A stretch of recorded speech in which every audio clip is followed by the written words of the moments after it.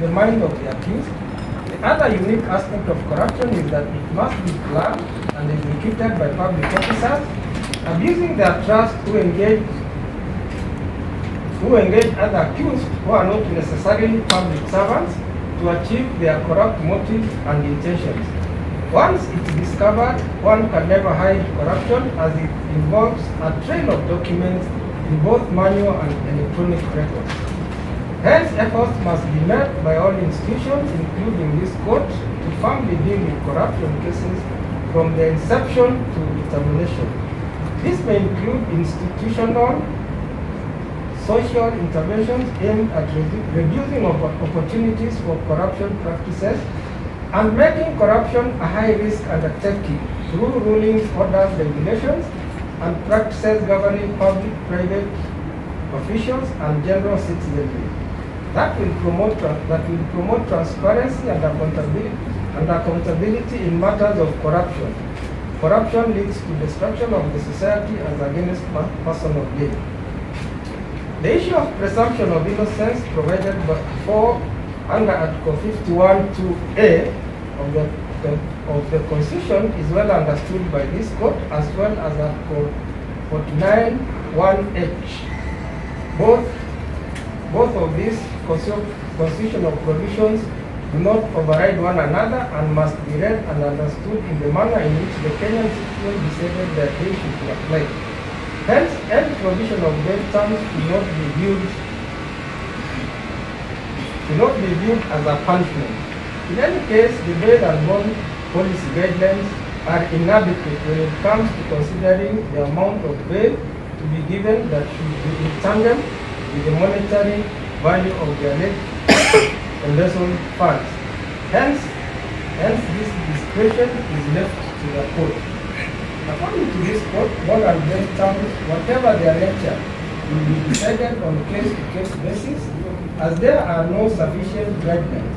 Corruption has evolved from hundreds of shillings to now billions of shillings, and yet there are no clear guidelines on provision of bail.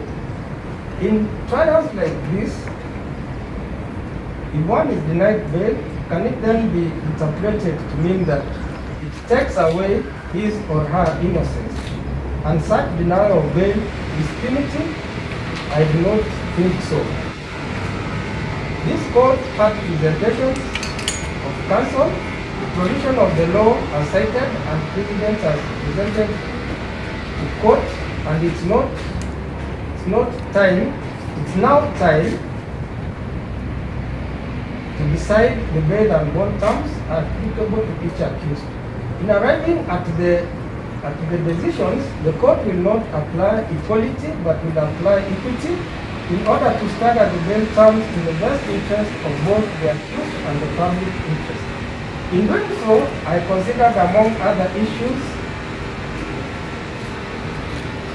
the amount stated in the charge sheet, the roles played by the public officers, the positions held by the public officers, the charges as preferred against each accused, the need to avoid punitive bail/bond terms, and ensure all accused attend court when required. I also considered the seriousness of the offense and the nature of the sentencing. The court now grants and admits the accused persons on bond and bail terms as follows: Accused 1, Accused 2, Accused 3, Accused 4, and Accused 5 to a cash bail of Kenya shillings 6 million or an alternative bond of Kenya shillings 10 million with one surety of similar amount each.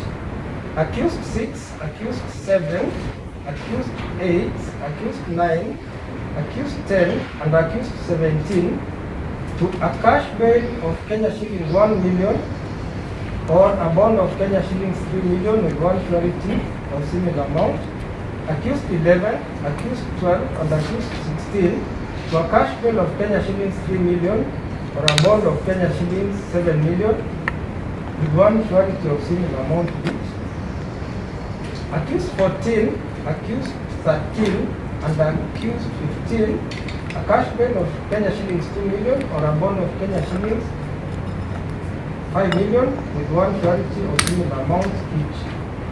Further, accused 1 to accused 10 to be barred from their offices, only to visit the offices in the company of an officer from the EACC. All accused to surrender their passports to court. All accused to submit copies of their ID cards to the IO in order to submit them for verification by the Director of Immigration, and the Director of Immigration to prevent accused from traveling outside the jurisdiction of the court without express permission of the court. All accused are gagged from communicating to any of the witnesses in whatever form and or approaching them. Such actions will attract cancellation of bond terms. Accused 12 to take plea at the next session of the court. The parties to establish a common email in order to exchange documents.